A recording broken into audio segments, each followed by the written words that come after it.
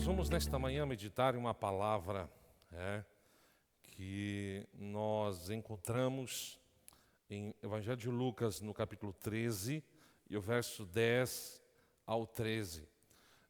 Nós estamos falando neste mês justamente sobre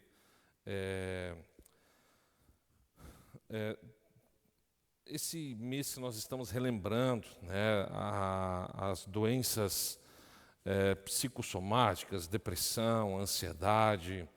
Mas hoje eu quero falar de uma mulher que estava enferma, uma mulher que estava justamente em uma situação de grande tristeza, uma situação de grande enfermidade. E nós vemos como ela se portou diante de uma oportunidade que Jesus estava concedendo a ela. E é aquilo que nós queremos meditar nesta manhã. Vamos ver, expondo este texto, o que nós podemos aprender, o que nós podemos fazer para que nós podemos sair de uma situação, assim como essa mulher estava. Diz a palavra de Deus: certo sábado, quando Jesus ensinava numa sinagoga, apareceu uma mulher enferma por causa de um espírito impuro. Andava encurvada havia 18 anos e não conseguia se endireitar. Ao vê-la, Jesus chamou para perto e disse: mulher, você está curada da sua doença. Então ele a tocou e no mesmo instante ela conseguiu se endireitar e começou a louvar a Deus. Nós somos conhecidos como um dos países mais otimistas, né? Entra ano, agora nós já ouvimos falar que estamos já caminhando para o final de um ano e vamos entrar em novo ano. Geralmente as pessoas elas param, elas fazem um balanço na sua vida, né, tanto espiritual, profissional, emocional, e elas analisam, e elas buscam olhar o que elas podem mudar. E muitas pessoas elas fazem essa análise e veem que nada mudou, ou pouca coisa mudou. Há casos, inclusive, que piorou, muitas vezes por negligência pessoal, muitas vezes por outros motivos, consequências de saúde, pecados do passado. E quando nós temos essa oportunidade, eu digo, dia após dia nós temos essa oportunidade de olhar para a palavra de Deus e podemos ver o que nós podemos mudar em nossa vida. Como eu falei já, os brasileiros, de acordo com a pesquisa, o Brasil é o segundo país que está entre as pessoas mais otimistas do mundo. A maioria das pessoas se considera otimistas. Nós ficamos apenas atrás da Nigéria. Nigéria, 83% das pessoas elas se consideram otimistas. 73% dos brasileiros se consideram otimistas. Depois vem os vietnamitas, os ganeses. Nenhum país dos considerados mais otimistas é um país de primeiro mundo. Parece que quanto mais pobre, mais feliz. Então, não se está relacionado à questão da felicidade à questão do dinheiro. Claro, o dinheiro ele traz alguns momentos de felicidade, mas não está ligado necessariamente. E eu quero ler um segundo versículo em Filipenses, no capítulo 2, o verso 12 e 13. Paulo ele dá uma orientação aqui à igreja de Filipos, diz assim, Filipenses 2, 12, 13, diz: quando eu estava aí, meus amados, vocês sempre seguiam minhas instruções. Agora estou longe, ainda mais importante que eu faço. Agora vem uma orientação. Trabalhem com afinco a sua salvação, obedecendo a Deus com reverência e temor. Verso 13, pois Deus está agindo em vocês, dando-lhes o desejo e o poder de realizarem aquilo que é do agrado dele. Nós somos uma igreja de fé reformada e nós cremos em um ponto. Nós recebemos a salvação de graça. Nós somos salvos pela graça. No entanto, Paulo está dizendo que nós devemos desenvolver a nossa salvação, que a vida que Deus nos concede, ela precisa estar a um ponto, ela precisa ser trabalhada de uma forma que nós agrademos ao Senhor. Recebemos a salvação de graça, mas agora eu preciso ter uma vida que agrade ao Senhor. E pensando nisso, nós queremos então olhar para essa mulher, o encontro dessa mulher encurvada com Jesus. E nós vamos poder tirar algumas conclusões. Primeiro, Jesus estava ensinando numa sinagoga. E, olhando biblicamente aqui, provavelmente a última vez em seu ministério terreno Jesus estava ensinando. Esse é o último registro que nós encontramos nos evangelhos que Jesus estava ensinando numa sinagoga. Então, provavelmente é a última vez que isso aconteceu. E Lucas, ele nos chama a atenção para um ponto. Ele diz, certo sábado, já sábado.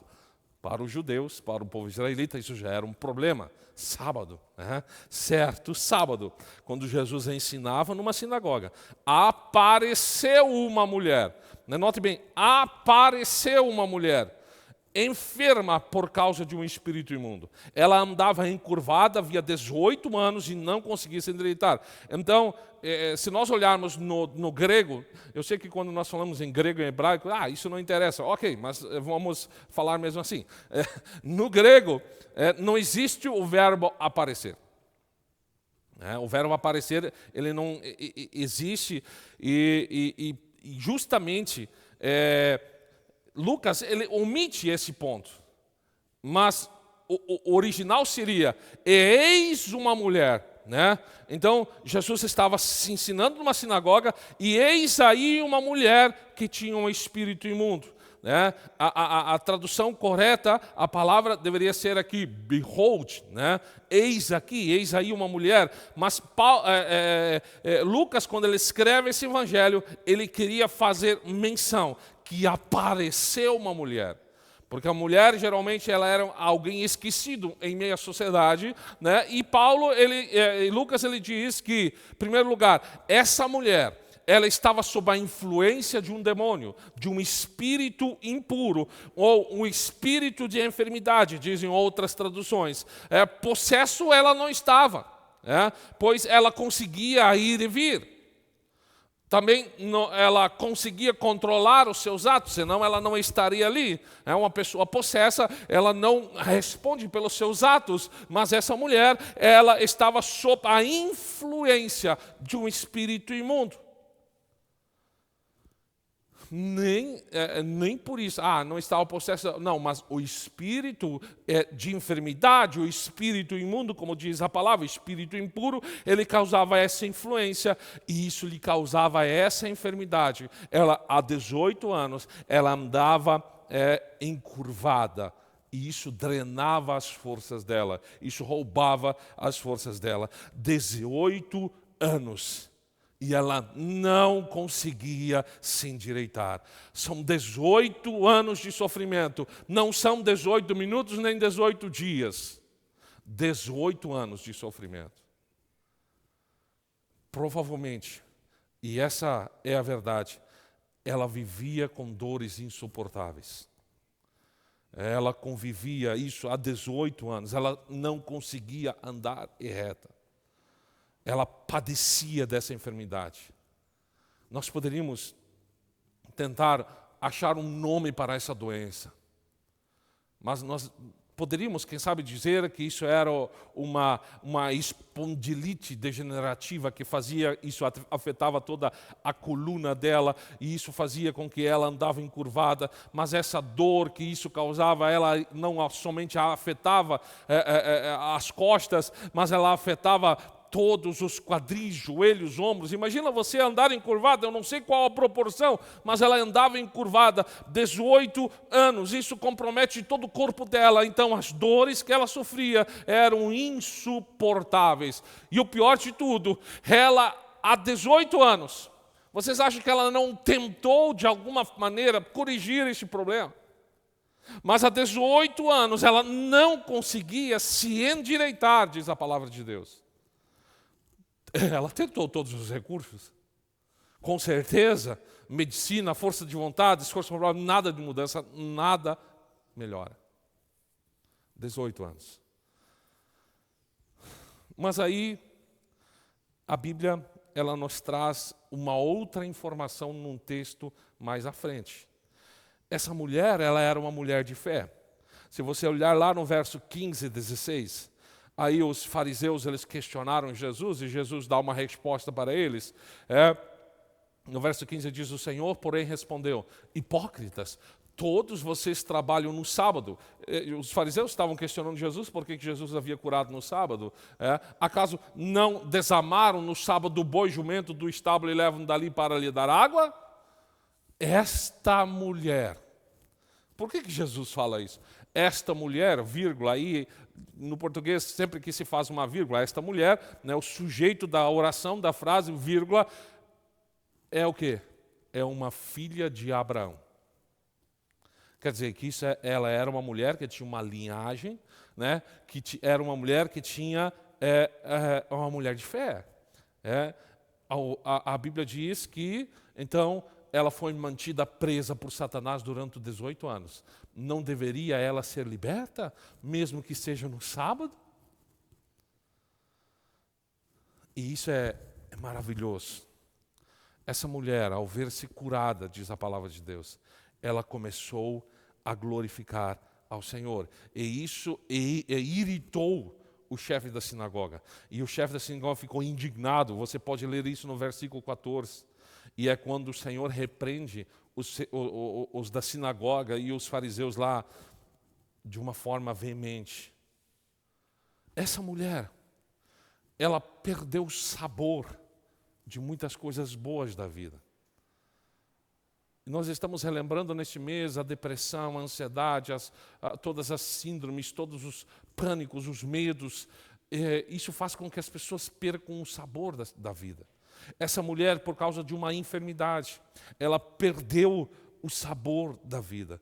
Imagina a beleza, a dignidade de um ser humano, é ele andar retamente. Imagina uma pessoa totalmente encurvada.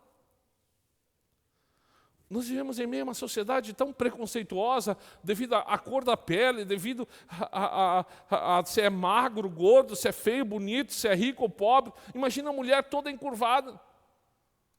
Eu creio que ela não podia contemplar a luz do sol, a lua, os céus. Quem sabe o olhar do seu rosto estava totalmente apagado. E o mais terrível de tudo, essa mulher, ela não tinha nenhuma alternativa a mais.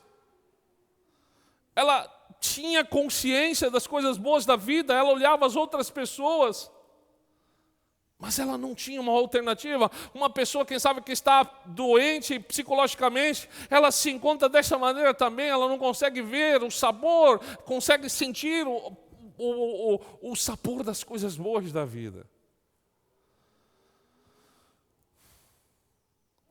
A tendência é que uma mulher assim, ela se esconde da sociedade. Ela se esconde do olhar das pessoas. Eu tenho para mim que muitas pessoas elas já perderam o sabor de muitas coisas da vida, inclusive o sabor da comunhão. Essa mulher, ela vivia reclusa, remoendo as suas dores, os dilemas, as suas desilusões. Por que, fazendo um parênteses aqui, por que hoje pessoas elas podem estar na mesma situação dessa mulher? Em primeiro lugar, olhando biblicamente, o que faz com que as pessoas andem encurvadas? Em primeiro lugar, por causa de uma enfermidade. Nós lemos aqui, essa mulher ela estava encurvada por causa de uma enfermidade. Por causa de um espírito imundo.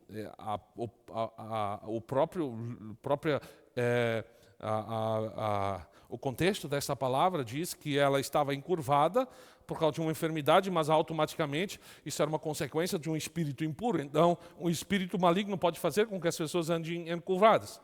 Terceiro lugar, por que uma pessoa pode andar encurvada?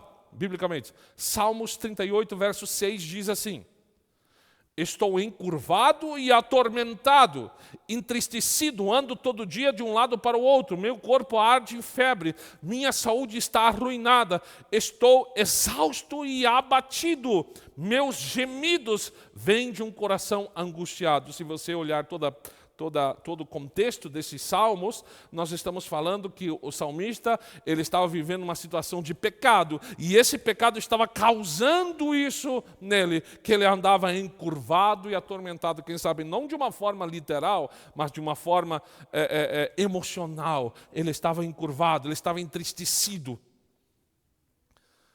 Em quarto lugar, o que pode nos fazer andar encurvados? Salmos 42, 5. Nós podemos nos encurvar por causa da tristeza.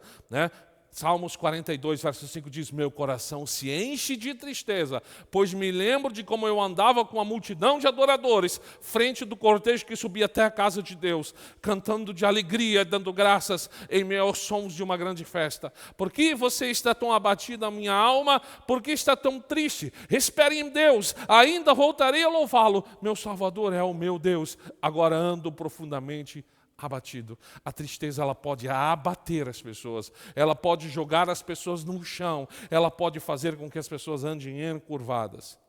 E um pouquinho à frente, Salmos 44, verso 23, vai nos dizer que o que pode nos fazer encurvar diante de todas as situações é o sofrimento. Salmos 44, o verso 23 diz: desperta, Senhor, porque dormes, levanta-te, não nos rejeites para sempre, porque escondes o rosto de nós, porque te esqueces de nosso sofrimento e opressão. Desfalecemos no pó, caímos com o corpo no chão. Levanta-nos, ajuda-nos, resgata-nos por causa do teu grande amor. Gente encurvada, ela não consegue olhar para o céu. Eles olham só para o chão.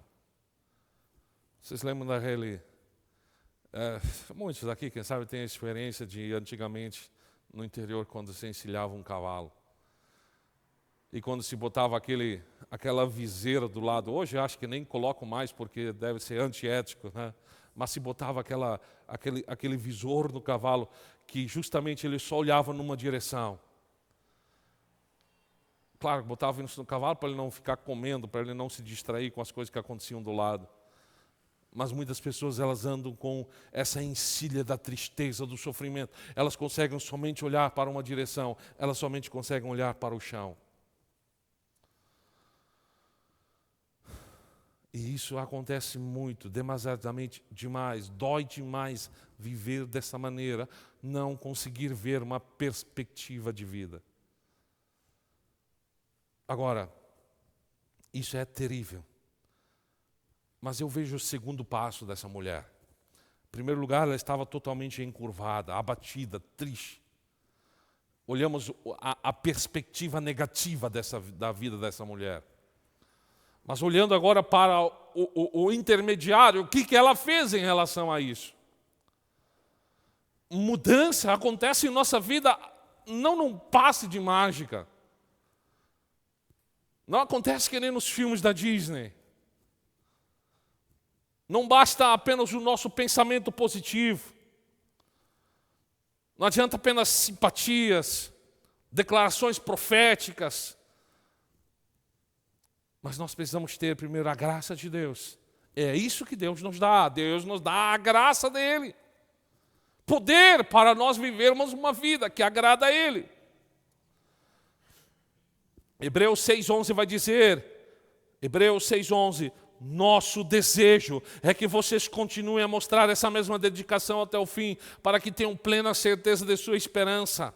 Assim não se tornarão displicentes, mas seguirão o exemplo daqueles que, por causa da sua fé e perseverança, paciência e longanimidade, herdarão as promessas. O que nós devemos fazer para que haja uma mudança, para que paramos de olhar o chão, para que as pessoas parem de olhar de uma forma negativa em sua vida? Em primeiro lugar, nós não podemos deixar a esperança acabar. Lucas vai nos dizer no capítulo 13, 10, certo dia, quando Jesus ensinava numa sinagoga, apareceu uma mulher enferma por causa de um espírito impuro, andava encurvada, havia 18 anos e não conseguia se endireitar. Será que tem alguma informação positiva nessa informação aqui?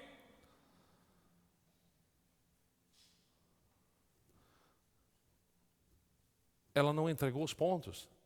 Essa mulher, ela não parou na sua tristeza, ela não se entregou ao desânimo, ela não parou de tentar.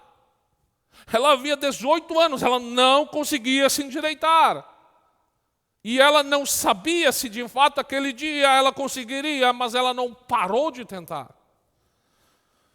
Então nós não podemos perder a fé pelo caminho. Essa mulher era uma filha de Abraão, ela sabia, ela se lembrava das histórias do pai Abraão, ela se lembrava das histórias de Israel, ela provavelmente se lembrava de uma promessa da vinda de um Messias, e ela foi ao encontro desse Messias. Ela era uma mulher, ela nunca perdeu essa fé. Ela provavelmente alimentava essa crença em Cristo. Agora, o mais interessante, por isso a importância da comunhão. Ela não abandonou a comunhão da igreja. Olha só, aonde ela foi? Na sinagoga, aonde a igreja se reunia, aonde o povo se reunia.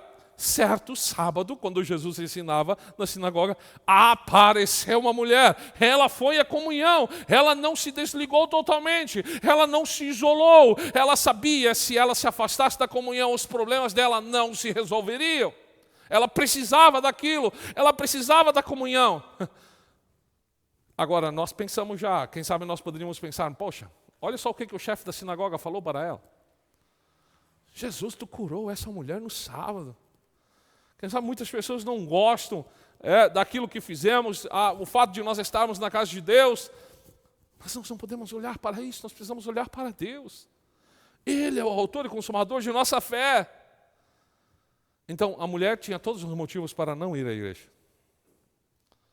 Ela tinha dor, ela tinha vergonha, tristeza, raiva, necessidades especiais, ela andava encurvada, provavelmente havia preconceito a respeito dela, mas ela não se isolou.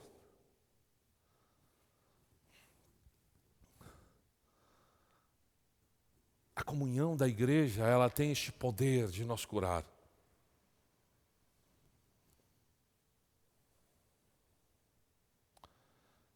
Agora, eu quero ler uma pequena passagem bíblica. Nós encontramos em 1 Coríntios, capítulo 14. Tem muita informação aqui, mas eu quero que nós tiramos a parte boa, embora todo o contexto seja bom. Portanto, capítulo 14, 1 Coríntios 14, 22 diz: portanto, falar em línguas é um sinal não para os que creem, mas para os descrentes. A profecia, contudo, é para os que creem e não para os descrentes. Ainda assim, se os descrentes ou pessoas não entendem essas coisas, entrarem na reunião da sua igreja, ouvirem todos falar em línguas, pensarão que vocês são loucos. Mas se todos vocês estiverem profetizando e descrentes ou pessoas que não entendem essas coisas entrarem na reunião, serão convencidos do pecado e julgados por aquilo que vocês disserem. Ao ouvir, os pensamentos secretos deles serão revelados e eles cairão de joelhos, adorarão a Deus, declarando: de fato, Deus está aqui no meio de vocês. Em outra passagem, diz que na unidade, Jesus, quando ele fez a oração para Deus Pai, lá em João 17, na unidade, o mundo conhecerá quem nós somos. A igreja estava ali reunida, estava em discussão, o falar em línguas, a profecia, né? Uau, mas o fato de estarem reunidos convence as pessoas de que a presença de Deus está lá. A profecia, a pregação da palavra faz com que os sentimentos, os pensamentos secretos, eles sejam revelados pelo poder do Espírito Santo. Então não abandone a comunhão da igreja. Aquela mulher, ela não fez isso, ela manteve a comunhão da igreja. Agora, o que essa mulher foi fazer na igreja? Eu creio que no contexto da igreja brasileira, principalmente, nós vimos erroneamente o que as pessoas vão fazer numa igreja. Mas eu vejo que o que essa mulher foi fazer na sinagoga. Em primeiro lugar, Jesus não estava operando milagres naquele momento. Não, eu não vejo, não tem nenhum relato que Jesus estava lá realizando. O que a Bíblia deixa entender que Jesus estava proferindo uma série de parábolas. Ele estava ensinando. Então, se há algo importante que você esteja buscando, precisa ser a palavra de Deus. Nada menos que os nutrientes da palavra de Deus é o que você precisa. Jesus estava falando, no versículo 6 ao 9, nós vemos que Jesus estava falando aqui sobre a parábola de que um homem havia uma figueira em seu vinhedo, foi várias vezes procurar frutos nela sem encontrar sucesso. Por fim disse ao jardineiro: esperei 3 anos, não encontrei um figo sequer. Corte a figueira, pois só está ocupando espaço no pomar. Aí o jardineiro respondeu: Senhor, deixa mais 1 ano e eu cuidarei dela e adubarei. Se der figos no próximo ano, então ótimo, senão mandarei cortá-la. Jesus estava ensinando. E agora o próximo passo que estava acontecendo, a mulher não saberia, mas ela foi curada naquele momento. Incrível que aquela mulher, em meio a todo o sofrimento, eu não vejo ela implorando em nenhum momento a cura. Eu não vejo ela fazendo um alarde. Eu quero ser, mas em meio ao sofrimento, ela foi buscar a palavra de Deus. Consequentemente, ela recebeu aquilo que ela mais, quem sabe, precisava, era uma cura física. E ela não adiou essa decisão quando ela ouviu a voz de Deus.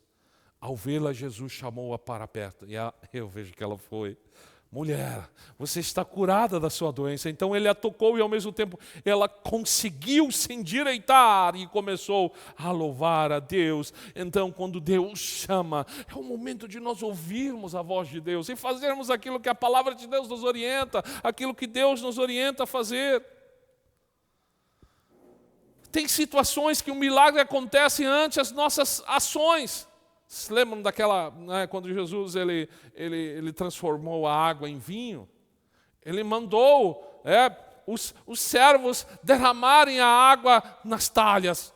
Precisavam fazer alguma coisa. Mas não expectativamente, eu vou fazer para isso acontecer. Não, nós precisamos ser obedientes à voz de Deus.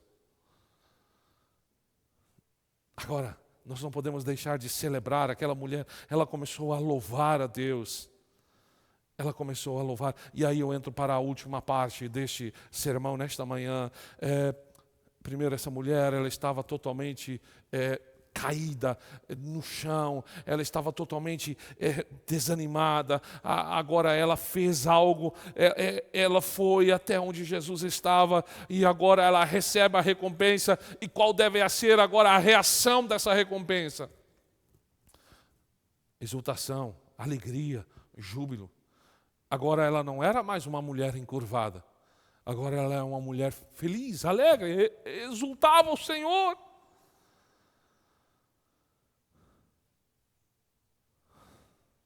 Como é que nós podemos definir que nós experimentamos uma mudança radical em nossa vida? Em primeiro lugar, quando Deus nos olha com graça e favor. Nós podemos ter, essa semana, nós perdemos um grande pregador da palavra de Deus, um homem chamado Rod Balkan. Ele, um homem muito temente. Geralmente, quando se ouvia os sermões dele, ele estava chorando. E uma das palavras mais conhecidas dele são essa. Ele diz assim: se nós criamos os nossos filhos para serem bons médicos, bons profissionais, apenas nós falhamos. Nós falhamos. Porque para ele sucesso não era você criar os filhos para um bom profissional. Pode ser uma consequência, mas nós devemos ensinar os nossos filhos para que eles sejam homens e mulheres tementes a Deus. E nós vimos que aqui, hoje, sucesso para as pessoas é você ser muito bem-sucedido, você fazer parte de uma grande igreja, quem sabe, Ou para uma igreja, você ser uma igreja de sucesso, quem sabe é você ter muitas pessoas. Muitas pessoas. Uma enorme estrutura. Aos olhos de Deus, não é isso. Oficialmente, uma pessoa, nada contra grandes igrejas, mas oficialmente, e isso é provado também cientificamente, que uma pessoa, um grupo, somente consegue ter comunhão no máximo 150 pessoas. Nas grandes igrejas, uma pessoa não conhece a outra. Mas o segredo é a comunhão, o quanto nós conseguimos desenvolver a comunhão com os outros. O que é importante? O que significa que nós experimentamos uma grande virada, uma grande mudança em nossa vida? É quando Deus nos olha com graça e favor. O verso 2 diz, ao vê-la, Jesus chamou-a para perto. Quando Jesus nos olha com graça, nós experimentamos uma grande mudança em nossa vida. Foi assim com Zaqueu. Zaqueu, ele não queria ver Jesus. Subiu numa árvore. A mudança dele na vida dele começou quando Jesus disse, Zaqueu, desce depressa. Quando Deus nos olha com graça e favor, nós experimentamos a coisa mais divina de nossas vidas. Em segundo lugar, quando Deus fala a nós com força e poder, a Bíblia diz que Jesus, ao vê-la, chamou-a para perto e disse, mulher, você está curada da sua doença. A palavra de Jesus, ela fez com que tudo que ela tentou durante 18 anos, ela não conseguiu, mas uma palavra de Deus para a sua vida mudou a sua vida radicalmente. Nós precisamos estar perto de Jesus, ouvir as palavras de Jesus. E então seremos curados.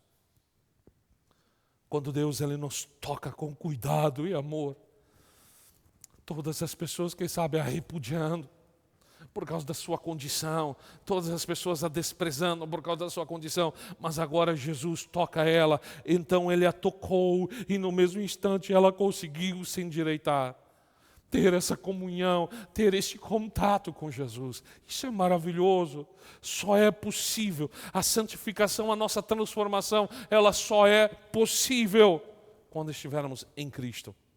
Nós somos endireitados quando nós estamos perto de Cristo. Aleluia. Então, em primeiro lugar, para encerrarmos aqui, como nós podemos aplicar essa mensagem em nossas vidas? Em primeiro lugar, ore. Ore e suplique a Deus para que Ele olhe para você graciosamente.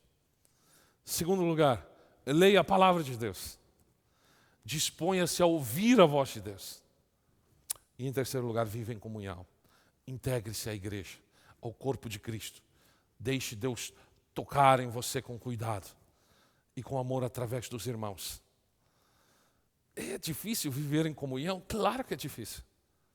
Quanto mais você convive com alguém, mais você conhece as partes negativas, as minhas qualidades boas, né? Mas é ali na comunhão que nós somos curados. É ali na comunhão que nós somos curados. Que nesta manhã Deus possa tocar em você com graça e com amor. Que Deus possa suprir suas necessidades nesta manhã. E que aquilo que é preciso de uma mudança radical em tua vida, emocionalmente, mentalmente, espiritualmente, Deus possa te agraciar nesta manhã.